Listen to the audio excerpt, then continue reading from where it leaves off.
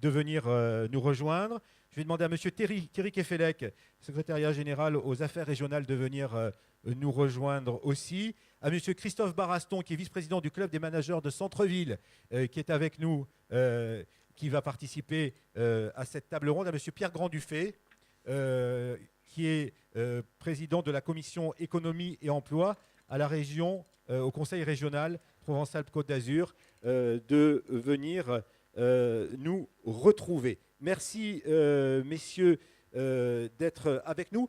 Très rapidement, et nos experts sont là pour vous écouter. Très rapidement, je voudrais que chacun d'entre vous, vous nous donniez votre point de vue, puisqu'on vous accueille cet après-midi pour 3 d'entre vous, votre point de vue par rapport à tout ce que vous avez entendu. On va commencer peut-être par M. Grand-Dufay pour la région. Vous voulez mon point de vue sur quoi? Sur ce que j'ai entendu? Non, sur ce que vous avez entendu. J'ai entendu beaucoup de choses intéressantes. Moi, ce que je voudrais dire, c'est que le monde a subi 2 phénomènes concomitants qui ont transformé le commerce. C'est la mondialisation et la digitalisation. Face à ça, évidemment, le commerçant est un peu désemparé et il faut qu'il s'adapte. Pour ce qui concerne mon expérience personnelle, moi, je voudrais dire que je crois que le commerce physique est extrêmement important et qui, non seulement il perdurera, mais il se développera. Alors, je ne prends pas que mon exemple personnel, parce que moi, chaque fois que je commande sur Internet, ça va jamais, c'est jamais la bonne taille, c'est jamais la bonne couleur, il faut que je le renvoie, et puis finalement, ça va pas. Ça marche pas. Bon, ma femme se trompe moins, hein, donc ça doit être un peu ma faute. Mais ce que je veux dire, c'est qu'on vit dans un monde qui s'urbanise. Effectivement, l'échelon pertinent, c'est probablement la métropole, puisqu'il y a une métropolisation de l'économie au niveau mondial, et que dans le cadre de cette urbanisation, le commerce joue un rôle déterminant pour l'équilibre de la vie en communauté. Donc, je pense que malgré la digitalisation dont on reparlera, le commerce physique continuera de se développer. Voilà ce que je retiens. Bon, ça, je pense que du côté des experts, tout le monde est d'accord là-dessus. On l'a dit notamment sur le dernier atelier. Il n'y a que Thibault Le Carpentier qui n'est pas d'accord. Si? Vous n'êtes pas d'accord? Non, je veux dire que le commerce aujourd'hui local est impacté par la mondialisation. Un peu quand même, non? Non. Sur les produits. Mais sur les produits, attendez, on est tous d'accord Alors, aujourd'hui que le Oui. consommateur est en train de revenir vers des produits locaux. On a l'exemple tous les jours dans la grande distribution où la grande distribution est partie dans une guerre des prix absolument infernale sur laquelle le consommateur ne le suit pas parce que tous les grands distributeurs ont espéré que les consommateurs allaient consommer moins cher. Or, qu'est-ce qu'on constate tous les jours? Que plus la grande distribution baisse les prix, plus les consommateurs upgradent leur consommation. Donc on est dans un monde complètement schizophrène, et j'en parle avec l'aide de mon copain Philippe, qui sera d'accord avec moi là-dessus. On vit un monde de la grande distribution qui est en train de partir, tel les Lemmings, tout droit pour aller jeter à la flotte, et dans une logique où, objectivement, les consommateurs ne suivent pas. Donc la question aujourd'hui, c'est est-ce qu'on définit, est-ce qu'on choisit que le consommateur pilote le commerce, Oui. avec les pieds, avec son portefeuille, avec son smartphone, avec ce qu'on veut, ou est-ce qu'on continue à développer des théories et des appareils commerciaux, et là on revient dans la responsabilité directe des élus, parce qu'on est quand même bien obligé de constater au niveau national que plus on passe de lois sur le commerce, plus on donne aux élus toutes les possibilités pour agir. Je suis désolé de le dire, mais quand on m'a dit qu'on était là pour mettre les pieds dans le plat, on va les mettre. Moi, je suis désolé, je suis bien obligé de constater tous les jours, du nord de la France au sud, de l'est à l'ouest, que plus on fait des lois sur le commerce, moins les élus les utilisent. D'accord. Bon, et qu'on a des textes de loi depuis 20 ans sur le commerce que les élus n'ont jamais utilisés.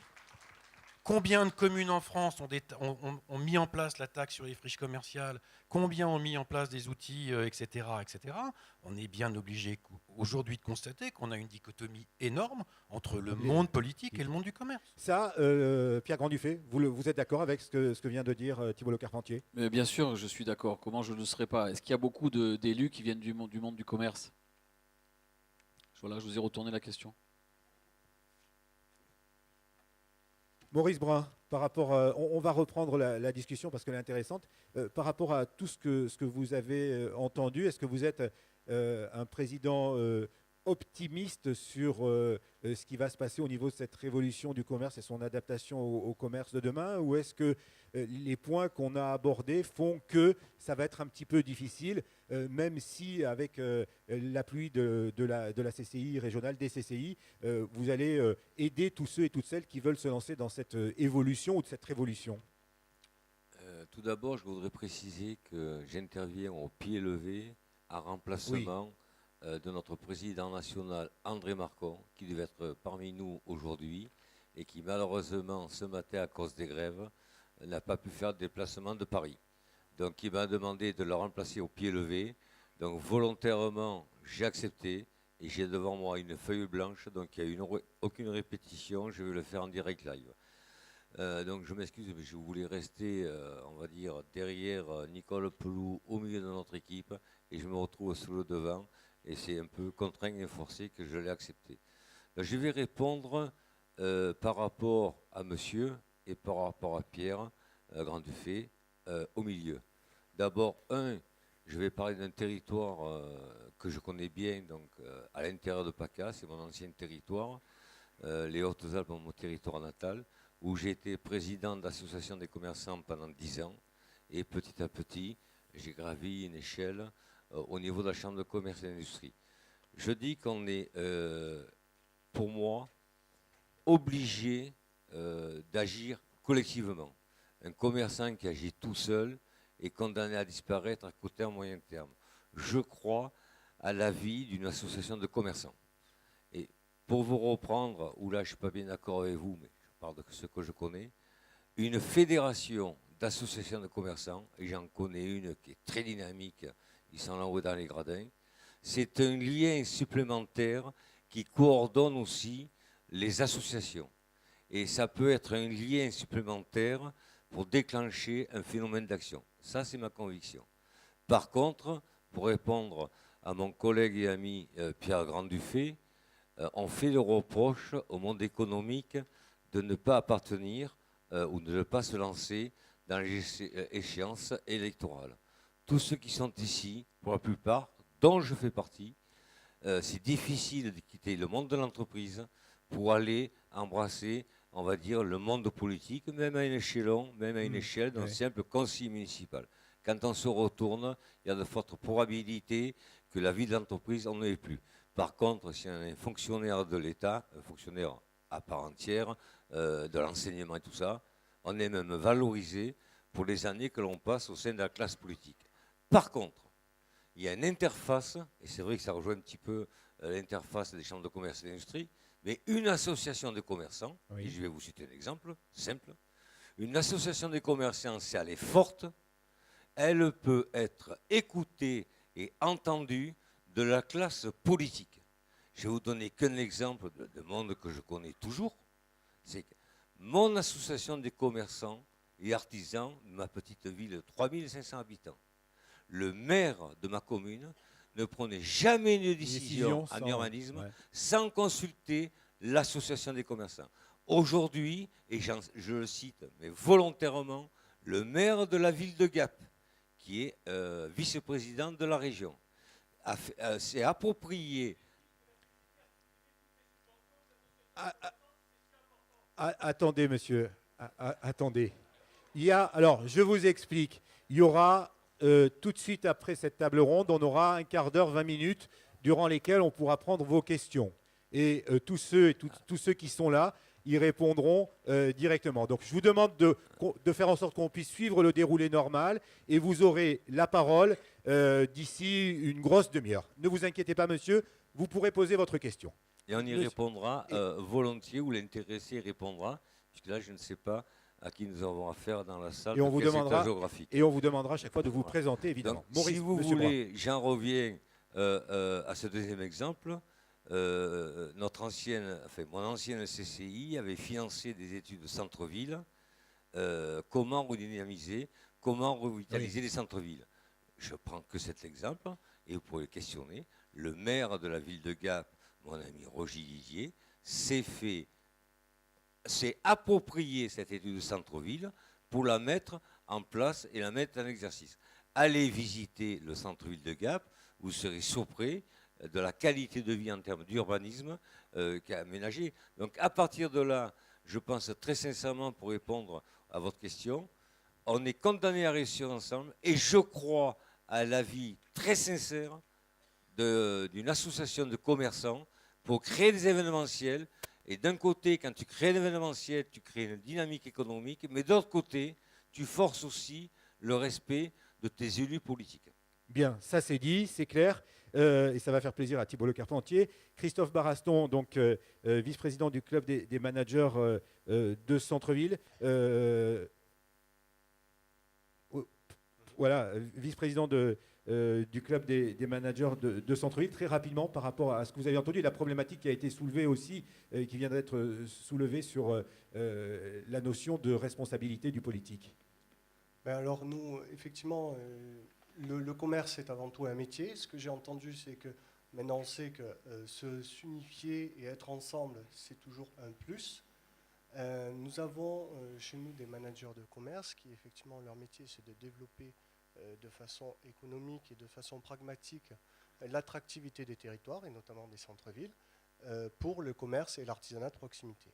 Par rapport aux élus, ben nous, quand on a en face des unions commerciales qui nous font, puisque nous sommes sur le terrain, nous sommes au devant des problématiques des commerçants et des artisans quotidiennement, on fait remonter effectivement un certain nombre d'informations à nos élus. Est-ce que vous avez l'impression d'être entendu, écouté? Est-ce que vous êtes entendu ou écouté? Alors, entendu, oui. Écouté, pas forcément, puisqu'effectivement, on a des élus au commerce qui n'ont de nomination de commerce que le titre. Donc très peu de pouvoir. Voilà. En fait, non, prennent pas le pouvoir, mais en fait, si vous voulez, maintenant, le commerce, c'est très transversal. Ce n'est pas qu'un métier.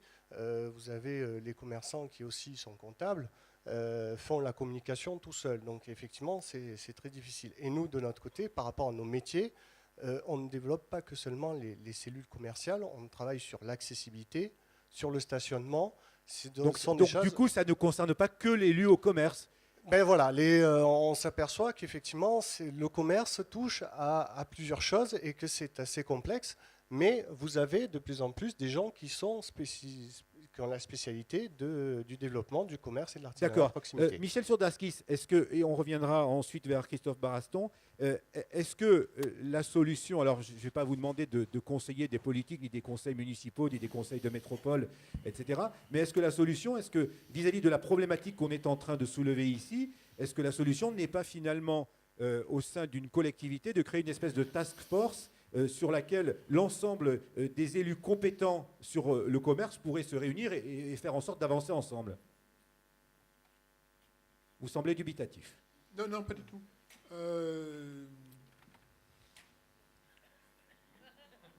Est-ce que c'est une bonne ou une mauvaise idée? Elle existe déjà. Les instruments existent. D'accord. Il suffit de les faire fonctionner. Mais quand on écoute, on n'a pas l'impression que ça fonctionne. Mais ça dépend des territoires, ça dépend des élus, ça dépend des commerçants. Vous avez différents mécanismes pour faire dans la préparation de tous les schémas d'aménagement. Oui. Je prends le cas de la métropole lyonnaise, que je connais un peu plus en détail, même Bordeaux. Il y a un conseil de développement qui est consultatif, certes, mais qui est animé par des gens qui ont la confiance des élus et qui regroupe tous les acteurs du territoire, y compris les commerçants. Ouais, d'accord, mais quand on écoute Christophe Baraston, on a l'impression que finalement, ils entendent. Le problème, c'est qu'il faut participer, il faut prendre le temps que le commerçant n'a peut-être pas, qui explique le fait que le commerçant politiquement n'est pas engagé, c'est ce que disait le président tout à l'heure, qui prennent le temps de lire des documents. Les documents d'urbanisme font quelquefois 500 pages, 600 pages d'analyse. Un commerçant ne va pas passer 20 heures à décortiquer. Il faut le renvoyer à des spécialistes. Le temps de préparation d'un SCOT, c'est de 2 à 3 ans. Ça mobilise des activités considérables.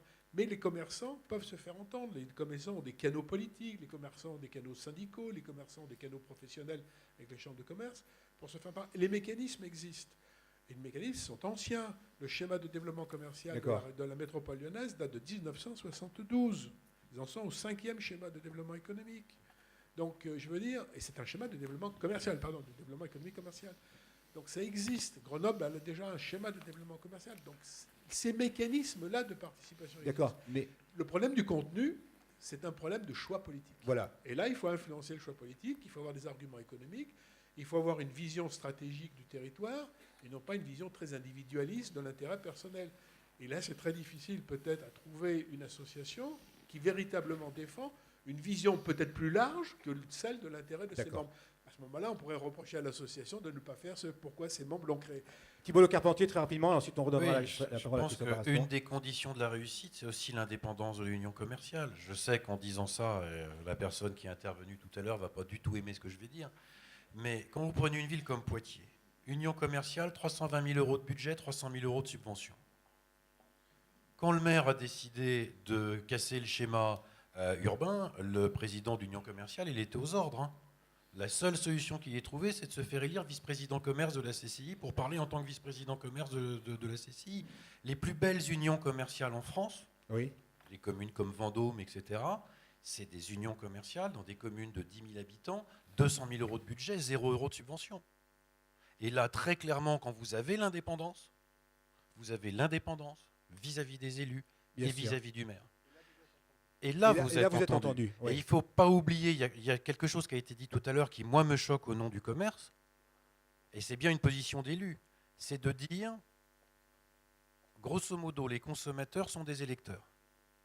Heureusement Oui, que ça a non. été dit. Mais heureusement que non, parce que ça veut dire que si les consommateurs sont des électeurs, les seuls clients du centre-ville sont les habitants, grosso modo, de la commune. C'est l'aberration, quand on parle en termes de commerce de centre-ville, de commerce de proximité.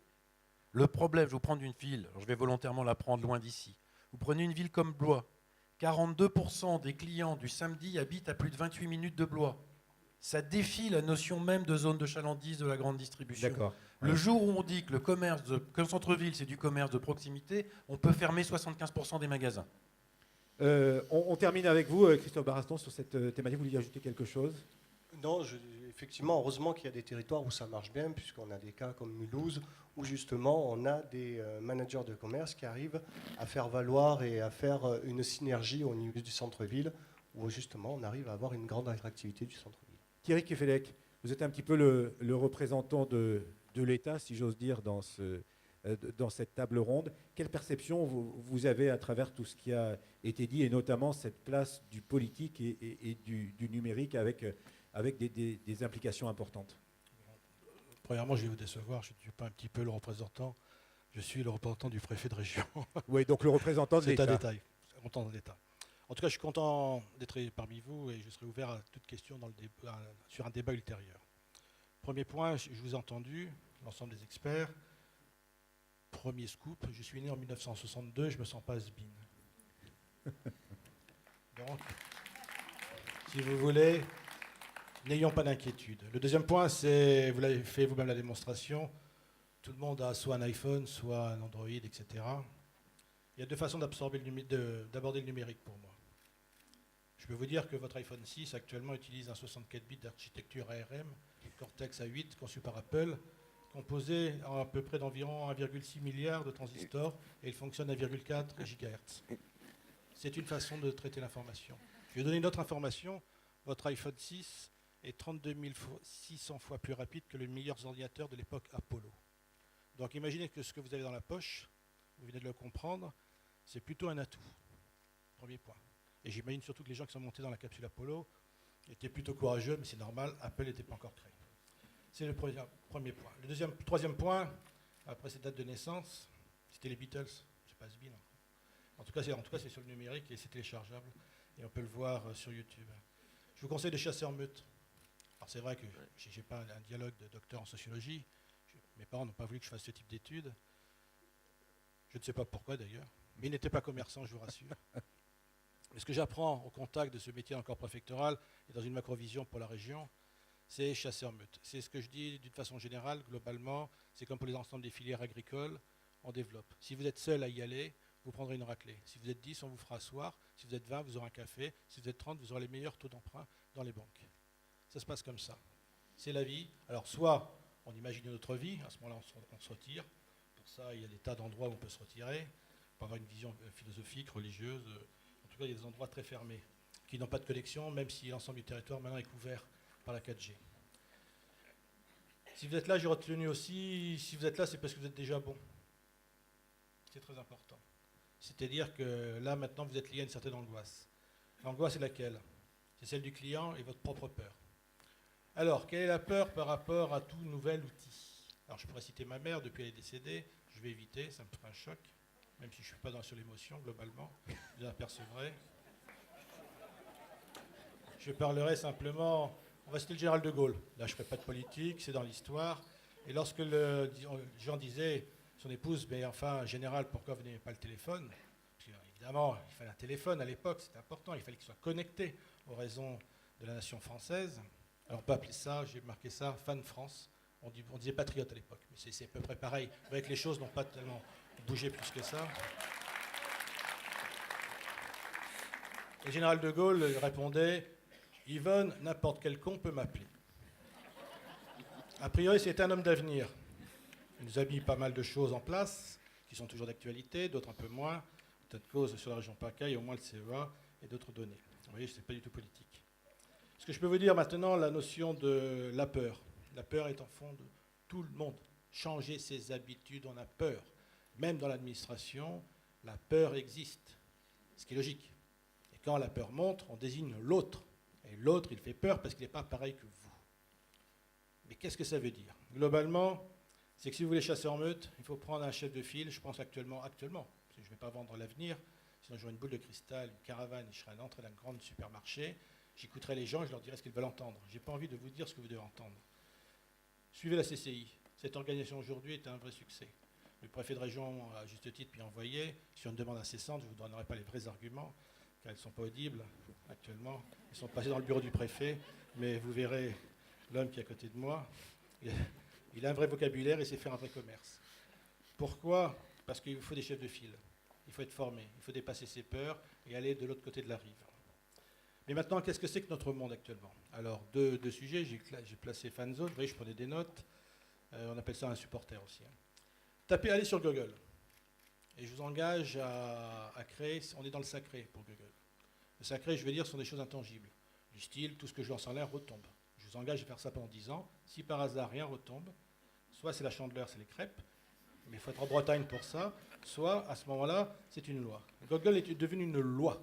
En 1720, Diderot dit « Je vais écrire tout ce que le monde sait dans une encyclopédie ».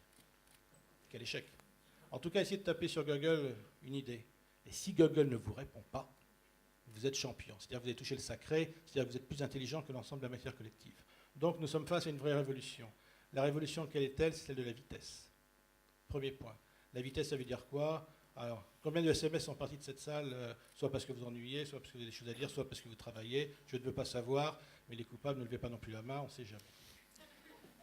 Non, ensuite, il n'y en a pas beaucoup qui sont sur leur smartphone en train de tapoter, là. Ils sont très attentifs à ce que vous dites. Tant mieux, j'espère. Allez-y, continuez. J'espère. Je vais continuer de dire, évidemment, l'État met en place la loi, fonctionnaire, vous savez, c'est faire fonctionner. C'est pas autre chose, c'est pas être entier de la puissance publique. Les lois dépendent de l'ensemble. C'était facile. Mais ça veut dire surtout que vous êtes attentionné. Les lois dépendent donc des députés. Une loi arrivera toujours en retard et votre SMS arrivera toujours trop tôt. Attention à ne pas envoyer un SMS à un mauvais destinataire, parfois ça fait des crises de couple. Mais ce qui veut dire, c'est que la loi, en tout cas, touche l'ensemble des gens. Mais par rapport à la vitesse que l'on nous demande, à tel point que l'on va vite au travail et on va vite acheter une salade en sachet pour faire vite dans un saladier parce que les enfants vite doivent faire leurs devoirs. Tout va vite. Simplement, il y a un petit écueil. Et il y a des théories actuellement qui viennent principalement de certains philosophes allemands. C'est que nous pouvons aller vite si tout est synchronisé.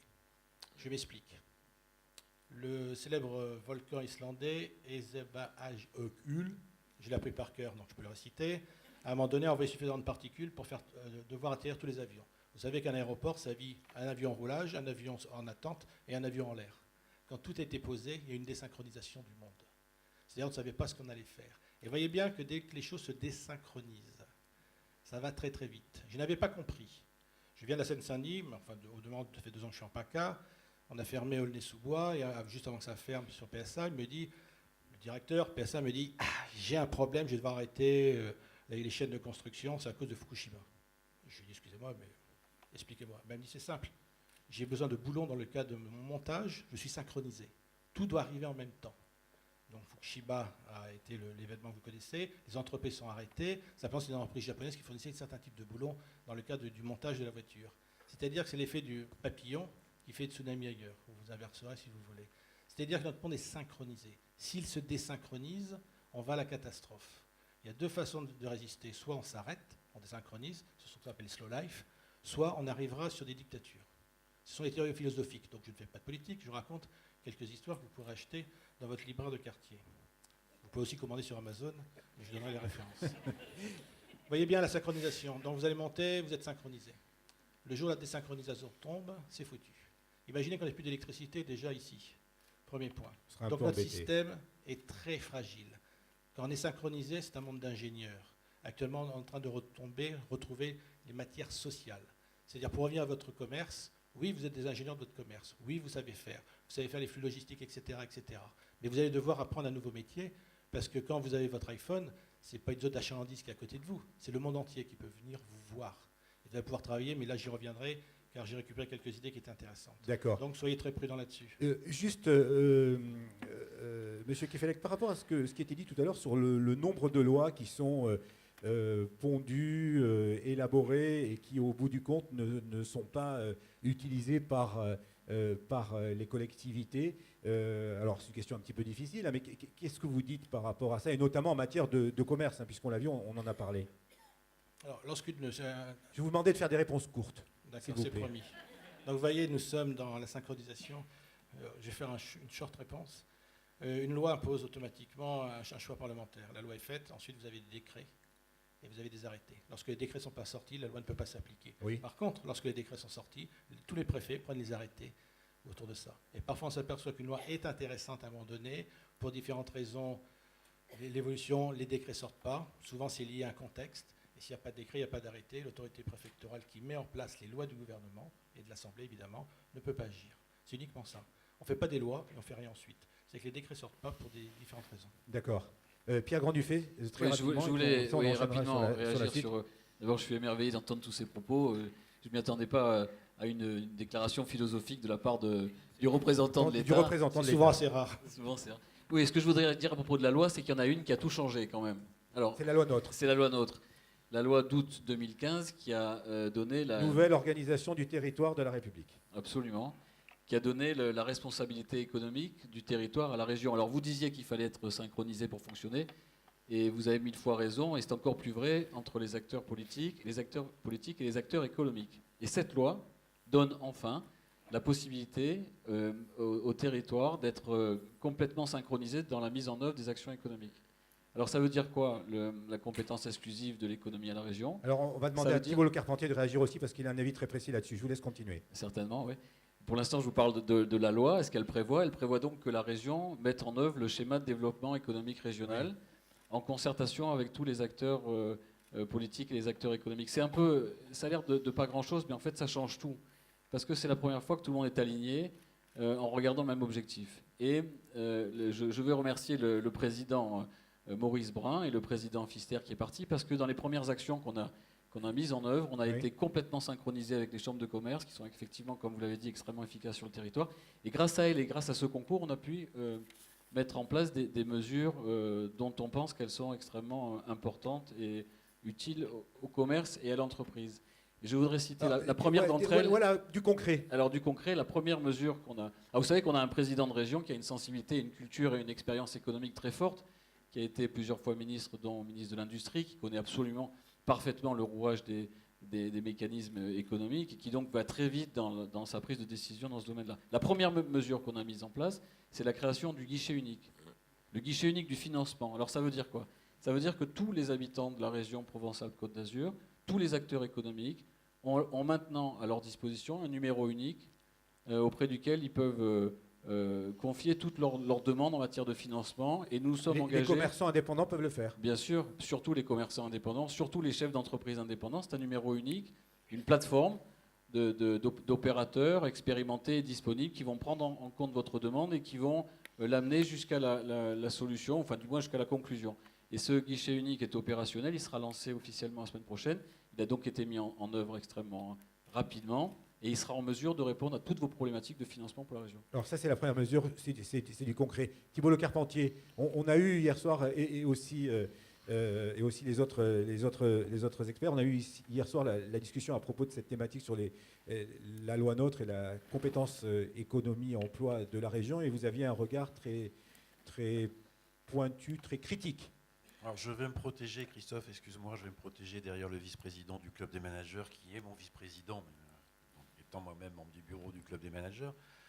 On a la semaine prochaine notre congrès national qu'on a décidé de faire entre managers sur la loi NOTRe, puisque en ayant interrogé plusieurs dizaines de juristes en France, réputés comme Dominique Moreno à la Chambre de commerce de Paris, qui est Madame Urbanisme Commercial en France, en ayant interrogé un certain nombre, tous les juristes que nous avons interrogés, aucun nous a donné la même conclusion sur la loi NOTRe. Nous ne savons pas, nous, aujourd'hui, managers de centre-ville, comment s'applique la loi NOTRe.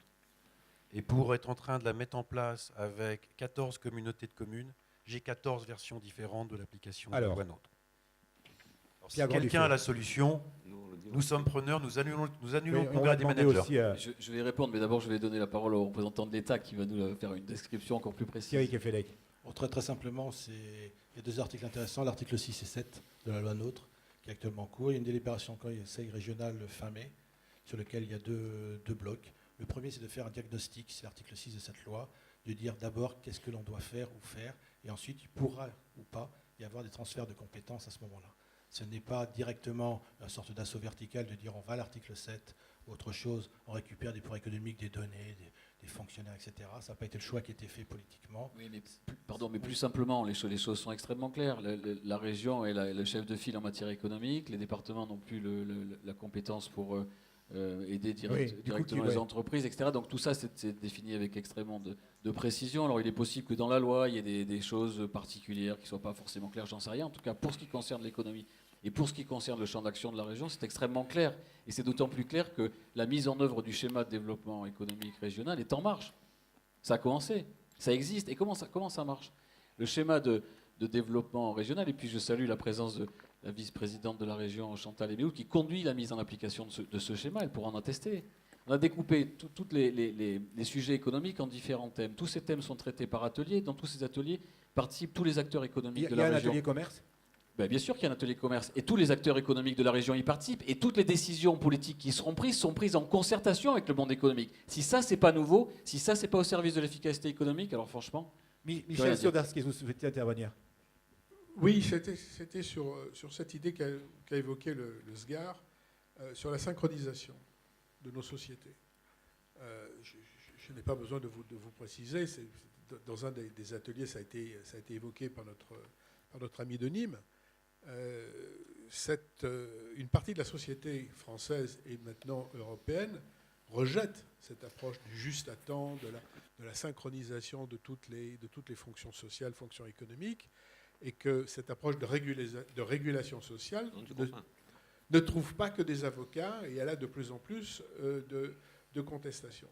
Sur cette synchronisation, je rajouterai un élément, cette synchronisation des événements dans notre société, commerce, juste à temps, etc., c'est un déterminisme technologique. C'est-à-dire qu'il évacue toute inégalité sociale et inégalité territoriale. Oui, oui. Et comment fera-t-on pour les compenser? On a bien dit que tout à l'heure, le commerce était créateur de liens sociaux. Il n'y a pas de synchronisation dans cette affaire-là. Bien sûr. Il est aussi, il faut aménager le territoire. On ne va pas synchroniser tous les territoires avec tout le système dit globalisé ou mondialisé. Ce n'est pas vrai. Il y a des spécificités, il y a une histoire, il y a une ADN. Donc il y a des choix politiques à faire, ce sont des choix sociétaux que l'on doit faire, accompagnés par l'État, accompagnés par les acteurs économiques et sociaux. Mais il faut éviter, à mon avis, de nous coincer par avance dans une approche qui est déjà contestée, bien sûr, j'allais dire philosophiquement et socialement. Et ça, c'est très dangereux. Il faut plutôt ouvrir sur quelque chose de beaucoup plus fluide, alors, je ne veux pas parler de sociologie plus liquide, comme aurait dit Bauman, mais c'est ça, il faut trouver quelque chose d'autre. Et dans cette créativité, dans le commerce book, dans cette créativité du commerce de l'après-demain, on est justement au lieu et au moment où on doit penser non-synchronisation et plutôt relations sociales, liens sociaux, égalité, mutualisation, solidarité des territoires. Ouais, je pense que ça a été compris par l'ensemble des participants aux ateliers ce matin. On est un petit peu pris par le temps. On n'a pas pu revenir sur cette table ronde sur l'ensemble des thématiques que vous avez développées ce matin. Mais je voudrais qu'on garde maintenant une bonne quinzaine de minutes pour vos questions, parce que je pense que c'est important qu'on vous entende aussi et qu'on ait aussi vos interrogations, vos commentaires. Il y a des micros qui sont à votre disposition. On va en garder Là, il y en a combien? On va en prendre un ici, voilà. Voilà. On a des hôtesses qui sont à votre disposition, madame. On va peut-être allumer la salle si on peut, peut-être comme ça on verra. Je vous demande chaque fois d'être vraiment très concis dans vos questions, vos commentaires et surtout de vous présenter pour que ici on sache exactement à qui on a affaire. Allez-y madame, bonjour. Bonjour. Donc, je suis Sonia Strapelia, je suis la présidente de l'Union des commerçants et des artisans de Vaucluse. Oui. Donc, nous, on existe depuis 11 ans. On a fédéré 27 associations de commerçants et 10 syndicats professionnels, boulangers, pâtissiers, commerçants non sédentaires, bijoutiers, etc. Nous sommes indépendants. Tout à l'heure, vous parliez d'indépendance. Donc, on ne doit rien à personne. On ne doit que des choses à nos commerçants et à nos adhérents. Donc, on représente à peu près 2700 adhérents. Hein, voilà. Nous sommes médiatiques dans le sens où on a gagné quand même 8 procès contre la grande distribution depuis 4 ans. Donc, c'est-à-dire qu'en Vaucluse, nous ne gagnons systématiquement contre les grands projets, 25 000 m² à Carpentras par 2 fois, 7 000 m² contre Auchan, 25 000 m² sur l'hyper-U de Plan d'Orgon. Voilà, c'est notre combat de tous les jours. Je suis désolée, je suis un peu émue. Et allez-y, et donc votre question. Non, mais c'était important de présenter qui Oui, nous oui, sommes et ce que nous représentons, parce que j'entendais qu'on ne pouvait pas se fédérer et tout. Donc nous, on y arrive. Notre difficulté aujourd'hui, c'est par exemple pour la CCI. Nous travaillons alors, en partenariat avec elle de façon ponctuelle. C'est-à-dire que c'est nous qui allons vers eux, avec les managers de ville, suivant les affinités. Oui. Mais nous ne sommes absolument pas subventionnés, si peu soit-il. Nous n'avons pas, nous ne sommes par exemple associés à aucune décision. On nous demande jamais notre avis. Donc il n'y a pas de prise en compte de vos souhaits par rapport... On sait qu'on existe, hein. À ça on sait. Il n'y a pas de souci. À quel moment on sait que vous existez? Quand on râle et qu'on gagne. D'accord. Voilà. Mais sur le reste, à chaque fois qu'on veut faire des choses, en fait, on apprend après coup, c'est décidé. Voilà. D'accord. Alors, en commission départementale, je termine, oui, en CDAC, nous avons obtenu du préfet d'être informés maintenant systématiquement des CDAC, puisque vous savez que les CCI et les chambres consulaires ne font plus partie. Sauf que on nous dit, alors ça va avoir lieu, là par exemple, mercredi, il y a 2200 m² de plus sur Pertuis, mais on n'a pas accès au dossier. Donc on ne peut rien faire. Donc ce que je voulais dire, c'est que quand on nous dit qu'on est... parce que quand même, c'est un peu le sentiment, quand on a parlé, on est tous des petits commerçants, oui. Des très petites entreprises familiales, enfin voilà, 2-3 employés maximum.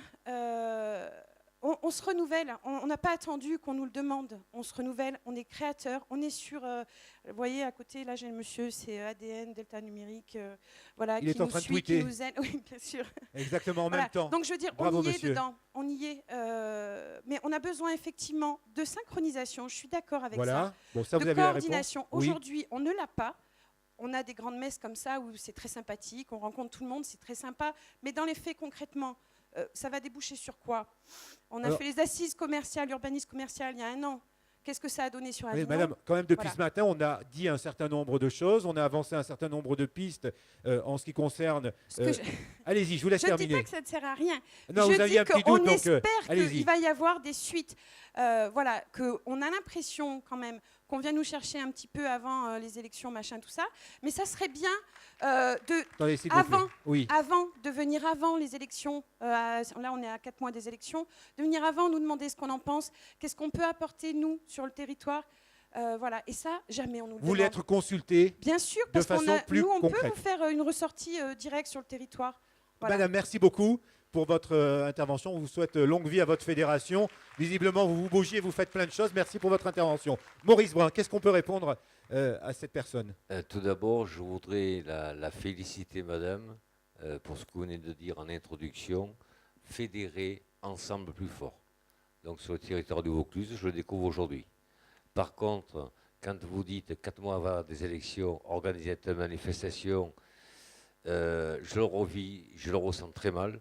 Ça fait 1 an et demi que nous sommes à la tête de la Chambre régionale de commerce et d'industrie. Jamais rien n'avait été fait pour le commerce. En 1 an, le bureau, à l'unanimité, a lancé la décision de monter cette opération. Cette opération a été montée en 3 mois. Et l'idée de cette opération, madame, c'est de dire nous sommes une chambre de commerce de région. au service des territoires. La création du commerce book, donc je ne sais pas s'il a été distribué. Oui, oui, ils l'ont. Tout le monde D'accord. là, le commerce. Donc c'est justement pour qu'il y ait des suites. Par contre, madame, je ne peux pas répondre à la place de votre territoire. Je vais vous répondre de mon territoire et ma vision régionale. J'ai toujours associé mes associations des commerçants dans les décisions. J'ai toujours associé mes associations de commerçants dans l'échange et le partage. J'ai toujours laissé le pouvoir à la proximité. Le pouvoir est intéressant que s'il est partagé. Et le témoignage, vous pourrez demander à mes pairs qui sont à l'avant-dernier rang, c'est les associations de commerçants de mon ancien département. Après, au niveau régional, le pouvoir est toujours à la proximité. J'ai rencontré, il y a une quinzaine de 3 semaines, la caisse de dépôt consignation. Ce qui a plu énormément à madame la directrice, c'est qu'une CCIR est là uniquement pour impulser, fédérer, coordonner, mais en laissant le pouvoir au territoire. Et ça, j'en ai pris l'engagement, et toutes les décisions sont prises de manière collégiale en bureau, où toutes les CCI sont représentées. Donc voilà ce que je peux vous dire, madame. Par rapport à cet événement, vous ne pouvez pas vous imaginer ce que je ressens quand je suis rentré jeudi soir et que j'ai vu 525 personnes inscrites à cet événement. Qui aurait cru il y a quelques semaines en Réou-les-Bains, dans une zone rurale, dans l'arrière-pays de PACA, arriver à réussir 525 personnes. C'est grâce à vous, c'est pas grâce à nous, c'est grâce à vous tous qu'on arrive à faire cet événement. Maintenant, c'est à nous derrière à continuer à faire vivre cet événement. Et en tant que responsable économique, et là je le disais tout en aparté à Pierre Grand-Dufay et à monsieur le secrétaire général, tout vient de la rencontre des femmes et des hommes. Et la région a le pouvoir politique, économique. Nous, on a la volonté d'être l'interface de nos CCI de territoire. À nous de nous entendre, à nous de construire un meilleur avenir. Et là, si vous voulez, notre message avec aujourd'hui ces 525 personnes, notre classe politique, je salue l'arrivée aussi de notre deuxième vice-présidente Chantal Emehoud, aura plein effet, puisque derrière, il y aura une suite. Mais à chacun, si vous voulez, dans sa strate différente, à assumer la responsabilité. Voilà la réponse. Merci, merci Maurice Brun. Je vais vous demander, on va faire encore 10 minutes de questions-réponses, mais il faut que vous voyez vraiment plus court. Et je vous demande ici aussi, du côté de nos experts et des grands témoins, de l'être aussi. Monsieur, allez-y, on va vous donner le micro. Merci de vous présenter. Merci. Jacques Kotler, président de la commission commerce à la CCI Nice-Côte d'Azur. Oui, bonjour monsieur. Bonjour. On a bien compris que les associations commerçants, d'après ce que vous avez dit, étaient indispensables. Ma question s'adresse plus finalement à monsieur le Carpentier, qui est un expert en réseau. Oui. Quelles sont pour vous, monsieur Carpentier, les 3 actions concrètes à mettre en œuvre dès aujourd'hui, ou tout de suite demain, avec les CCI et les pouvoirs publics, pour transformer ces associations, les aider à se structurer et vraiment à se professionnaliser? Allez, Quelles sont ces 3 actions concrètes qu'on devrait mettre en place? Thibault le Carpentier. Alors, je vous les mets dans l'ordre. La première, il faut créer un réseau performance commerce avec les unions commerciales par département pour qu'elles se rencontrent tous les mois. Enfin, celles, en tous les cas, qui auront envie de venir autour de la table. Des réseaux performance commerce, on a eu un à Caen qui a été créé il y a 15 ans, qui est toujours opérationnel. Il y en a un à Rouen qui existe depuis 7 ans, qui s'est divisé en 2 parce qu'il y avait trop de demandes, avec 19 unions commerciales. Et aujourd'hui, on peut compter les opérations, les unions commerciales qui ont été réveillées, qui ont développé. Nicole Peloux le sait, parce qu'on a déjà évoqué ce sujet-là à Digne il y a quelque temps. Je pense qu'il y a une nécessité aujourd'hui de fédérer les unions commerciales, de les faire travailler ensemble, de les faire échanger ensemble, ce qui ne veut pas dire qu'elles fassent toutes les mêmes opérations et qu'on fasse des opérations départementales. Mais c'est un réseau de professionnalisation. La deuxième chose, pour qu'on leur mette à disposition des vraies données. Quand je dis des données, c'est des données opérationnelles. Je n'ai rien contre les données des observatoires AID pour les CCI. Le seul truc qui m'embête, c'est que c'est inutilisable pour une union commerciale. Donc on a monté au sein du club, par exemple, des managers de centre-ville. Si vous allez sur le club des managers de centre-ville, il y a un bouton où vous pouvez, n'importe quel commerçant aujourd'hui et porteur de projet, peut acheter une étude 420 € standard enseigne pour son installation. C'est un rapport de 20 pages où il a sa zone de chalandise, sa description, le potentiel, il a tout. Bon. Il faut qu'on mette des outils concrets sur l'analyse de l'offre, sur l'analyse du consommateur, sur un certain nombre de choses concrètes qui servent concrètement. C'est les 2 points. Et troisièmement, il faut que la CCI appuie auprès des élus pour développer un truc qui marche pas mal dans d'autres départements, qui est ce qu'on appelle un comité local du commerce. C'est-à-dire le fait qu'une municipalité se réunisse régulièrement, alors ça va dépendre de la taille de la commune, avec les commerçants sédentaires, les commerçants non sédentaires, les banquiers, les agences immobilières, l'ensemble des services de la commune, les pompiers, la police, etc., pour traiter tous les problèmes et purger tous les problèmes. Alors au début, c'est clair, on commence avec les crottes de chien. Oui. Puis une fois que les problèmes de crottes de chien sont réglés, on peut élever le débat petit à petit. Je voudrais juste terminer sur une très chose. vite. Philippe le sait parce qu'on est en train de travailler ensemble là-dessus. On est en train de travailler dans le nord, à Maubeuge, qui est une zone totalement défavorisée. On a un promoteur immobilier qui est en train de créer le truc le plus sale qui existe, ça s'appelle un village de marque. Le village de marque n'est pas passé en CDAC encore. Oui. Ça fait 2 ans qu'on travaille avec l'ensemble des unions commerciales pour organiser le commerce, développer les unions commerciales, pour que si le village de marque arrive, toutes les opérations des unions commerciales soient montées, qu'on puisse avoir sur le village de marque, on a 1000 m² qui sont réservés aux commerçants locaux, aux unions commerciales, on a un office du tourisme sur le village de marque, il y aura une carte de fidélité sur le village de marque qui ne pourra pas être utilisée sur le village de marque, mais qui pourra prendre des points et qui pourront être dépensés dans le commerce des communes autour. C'est le seul village de marque que le groupe anti-village de marque a décidé de ne pas attaquer, que l'équivalent d'une fédération d'union commerciale qui attaque tous les projets a décidé de ne pas attaquer parce qu'on est sur une défense de territoire avec tous les acteurs ensemble et qu'on anticipe. Voilà, c'est un mot important, anticiper et travailler ensemble. Je pense que c'est les deux maîtres mots de ce que vous avez dit. D'autres, on a répondu, monsieur, à votre question. Parfait. Autre question, madame. On va vous donner le micro. Allez-y. Bonjour, je suis Corinne Chatriot. Je suis commerçante à Avignon. Je suis vice-présidente de la CCI de Vaucluse et je suis élue à la CCIR. Je ne vais pas créer de polémique. Je voudrais juste dire à Sonia Strapelias. Donc vous connaissez. Bien sûr que nous nous connaissons. Que la CCI de Vaucluse, elle s'est battue pour elle, qu'elle lui a donné des subventions, malgré qu'elle dise le contraire.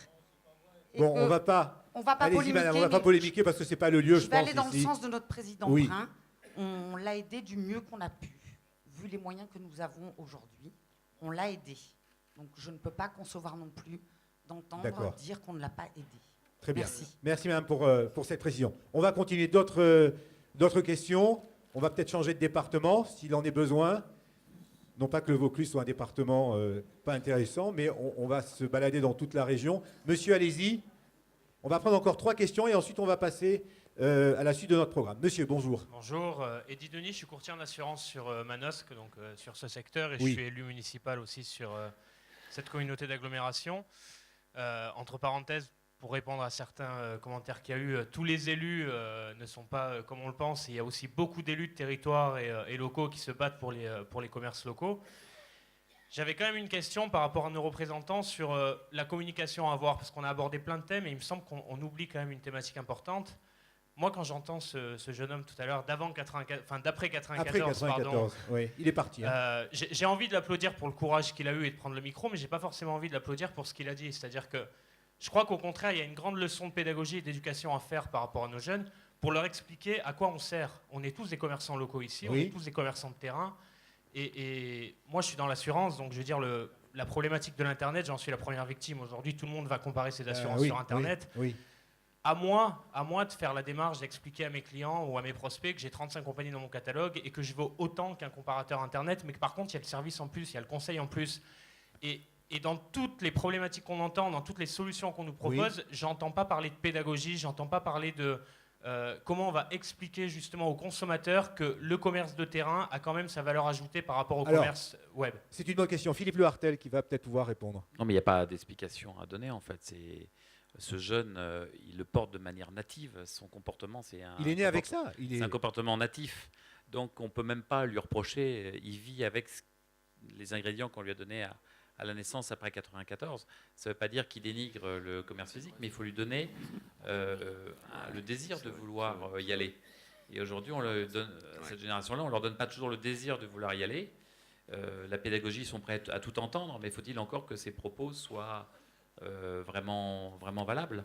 Et aujourd'hui, ils ne se sentent pas tous convaincus, en tout cas cette génération-là ne se sont pas tous convaincus par le fait de vouloir revivre ce que nous vivons.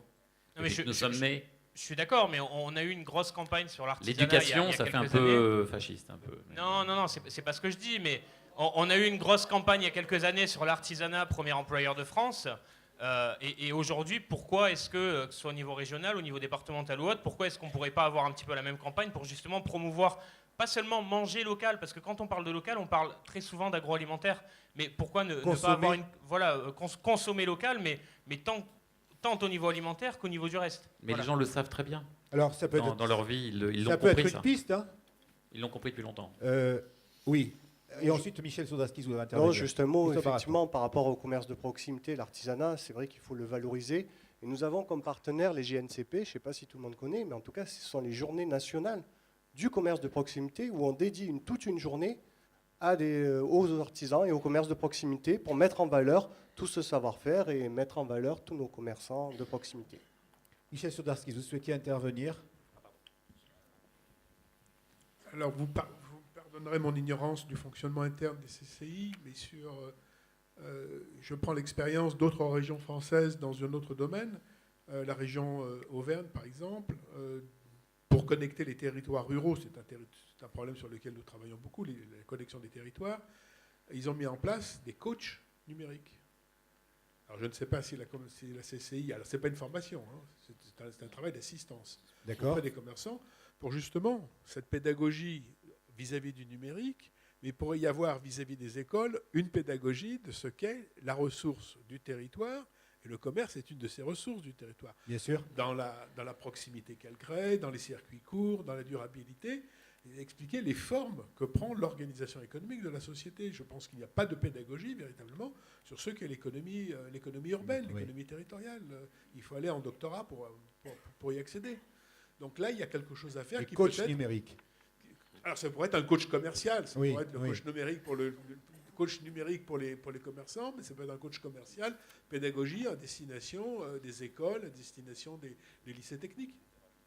Bonne idée à retenir. Vous devez prendre le micro, Pierre Grand-Dufay. C'est une très bonne idée qui existe déjà dans la région Provence-Alpes-Côte d'Azur. Je pense que vous connaissez ce dispositif qui s'appelle Orphea, qui est largement financé et promu par la région. Voilà. C'est exactement ce dont vous parlez. C'est une expertise et un coaching numérique, puis après un accompagnement pour les formations. D'accord.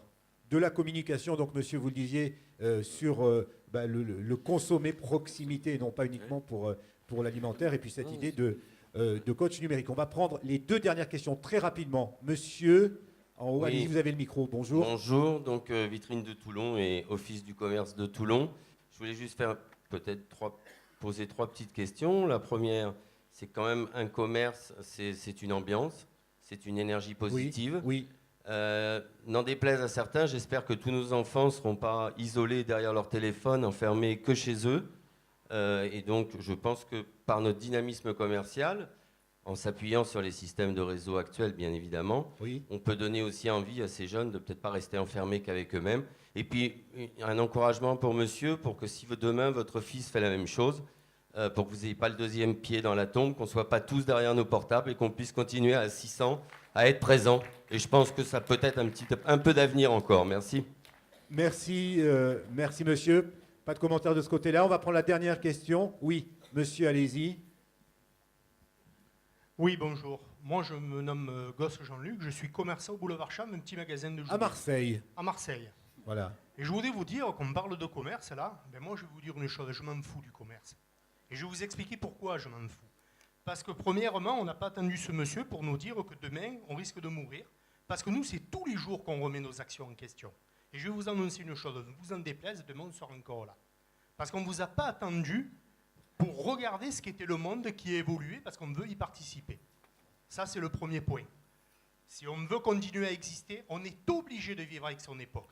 Et on n'a pas besoin que des experts viennent nous dire « vous devez faire ci ou là ». On le fait au quotidien et depuis des milliers d'années. Et on continuera. Nous sommes les commerçants d'aujourd'hui, nous serons les commerçants de demain. Ça, c'est dit.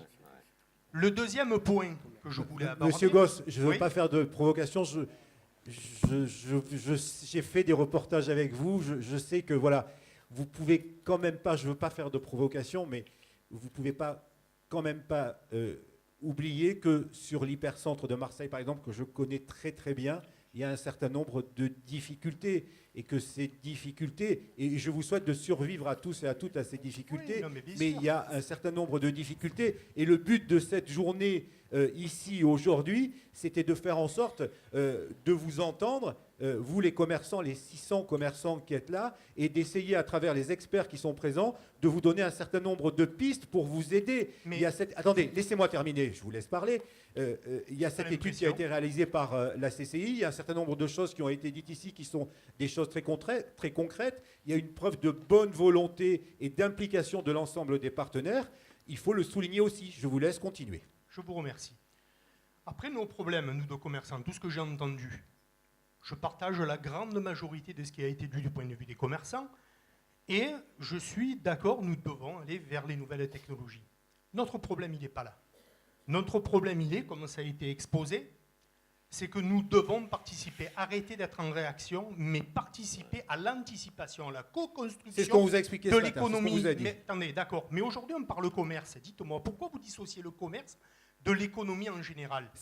Parce que si l'économie, les services et l'industrie se portent bien, il y aura du pouvoir d'achat sur ce territoire et automatiquement, on réglera en partie les problèmes des commerçants. La difficulté que nous avons, que ce soit avec le conseil régional, que ce soit avec la future métropole, c'est que les commerçants ont une variable d'ajustement. On ne participe jamais de manière réelle et en anticipation au projet. C'est bien beau de faire des belles phrases. Nous, il faut qu'on se mette au niveau, c'est-à-dire qu'on s'approprie les dossiers, qu'on se mette au niveau des enjeux. Donc c'est un défi pour nous, commerçants.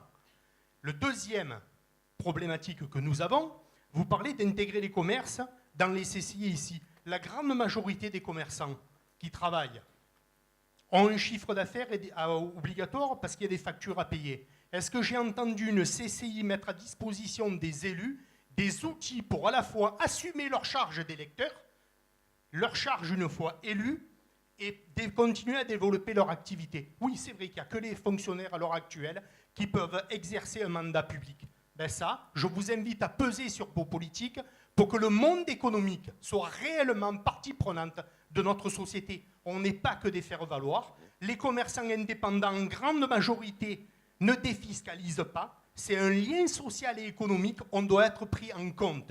Et ça, moi je vous le dis, je le ressens.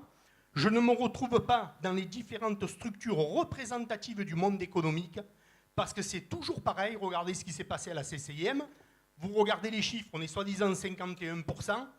Quand on baisse des collèges, c'est toujours les petits collèges services ou commerce. Je suis désolé, j'ai du mal à faire le lien, j'ai du mal à l'accepter. Voilà. Donc, estimez-nous et après on vous considérera. Merci, Monsieur Gosse, pour votre intervention. On va, je crois que Thibault Le Carpentier va intervenir, Monsieur Brun, Maurice Brun.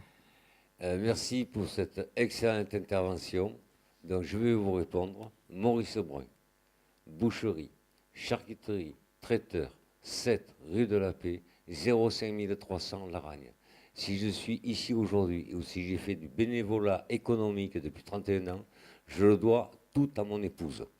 Mais j'y ai passé le corps complet, mais je vous dis honnêtement, j'ai toujours été positif, constructif. Ça a été dur, des heures j'en ai fait, mais par contre, la richesse de rencontres humaines, il n'y a rien de plus fabuleux. Et l'équipe que j'ai constituée, puisque maintenant je suis au niveau régional, elle est en grande partie de petits commerces, de l'issue représentative de mon ancien département, les Hautes-Alpes, qui sont à 80% des TPE. Par contre, je reviendrai par rapport à ce que vous avez dit. Oui, il faut développer l'industrie. Oui, il faut continuer à développer l'international. Ou en ce moment, je suis en train, avec l'équipe de la région, d'essayer de mettre en place un cluster croisière, puisqu'on va l'agrandir avec le Flugal, pour essayer d'amener du monde. Mais si en parallèle, ce qu'on disait à déjeuner, c'est là aussi la rencontre des femmes et des hommes, si au niveau de l'urbanisme, on n'arrive pas à créer un événement de flux pour réattirer tout ce monde-là dans le commerce centre-ville, donc là on aura échoué. Et par contre, si on a de l'implication des gens du centre-ville, dans cette proximité des CCI, avec toute cette panoplie que je dis, où le commerce a sa part entière en étant constructif, en étant positif, là on réussira quelque chose. Mais comme le disait Pierre Grand-Dufay, on peut s'occuper de développer de l'industrie pour amener du salarié, on peut s'occuper de développer du tourisme pour amener du tourisme. S'il nous manque un maillon de la chaîne, d'où l'intérêt de cette manifestation, et je n'ai pas voulu cacher le rôle des experts, que moi je remercie très sincèrement, c'était aussi de nous faire aussi prendre en considération ce respect qu'on doit avoir pour nous, le monde du commerce, le monde de la TPE, mais il faut que le monde du commerce, le monde de la TPE s'approprie aussi ces événements pour qu'après, derrière, on puisse construire de manière positive et constructive notre avenir. Merci Maurice Brun. Thibault Le Carpentier, très rapidement. Moi, je n'ai qu'un souhait. Alors, je sais, je ne suis qu'un expert et je ne resterai qu'un expert. Mais moi, j'aurais deux souhaits. J'aimerais que les fédérations professionnelles fassent enfin leur boulot. J'aimerais qu'on ait en face de nous des fédérations professionnelles qui, quand un ministre dit que les commerçants sont des voleurs et qu'il faut leur foutre une caisse enregistreuse, j'aimerais que les fédérations professionnelles se lèvent, financent une page dans Le Monde en disant « Non, monsieur le ministre, nous ne sommes pas des voleurs ». Je suis désolé, aucune fédération professionnelle ne l'a fait. J'aimerais aussi que les fédérations professionnelles prennent une position beaucoup plus positive. Il y en a deux qui me paraissent exemplaires. Je vais citer la Top dans l'hôtellerie, qui est attaquée par Airbnb, par un certain nombre de choses, qui est écrit quasiment dans ses statuts « Tant que nous ne serons pas passés au XXIe siècle, nous, hôteliers, nous n'avons pas le droit de parler ». Et ça, cette attitude-là me paraît positive. On se réforme d'abord, on gueule après. Et je vais prendre une deuxième fédération que j'aime bien, qui est celle de la droguerie et du bazar, dont on sait que ce n'est pas la profession qui va le mieux aujourd'hui, qui a créé une coopérative avec les industriels, qui a récupéré le label Origine France pour redévelopper des drogueries indépendantes. Ça me paraît une position intelligente face au futur. Moi, les récriminations, les « il faut que »,« y'a qu'à »,« y'a qu'on », j'ai beau être expert, moi, le commerce, s'il continue comme ça, et je suis d'accord avec Philippe, quand on a 43% des commerçants au bord du dépôt de bilan, chiffre officiel de la Banque de France, je pense qu'il est urgent de se bouger les fesses, j'ai même envie de le dire beaucoup plus vulgairement que ça, et qu'on n'en est plus aux discussions de salon. Alors maintenant, c'est au pied du mur, on bosse et on arrête de raconter des conneries. Merci beaucoup. Voilà, le message est clair. Le message est clair. Merci beaucoup. Merci à nos experts. Je vous demande de les applaudir très fort parce qu'ils ont fait un super boulot. Thibault Le Carpentier, Michael Ballondral, Philippe Le Hartel, Bertrand Vidal, Michel Sodarskis, Renaud Sor-Larguin qui étaient avec nous. Je vais vous laisser regagner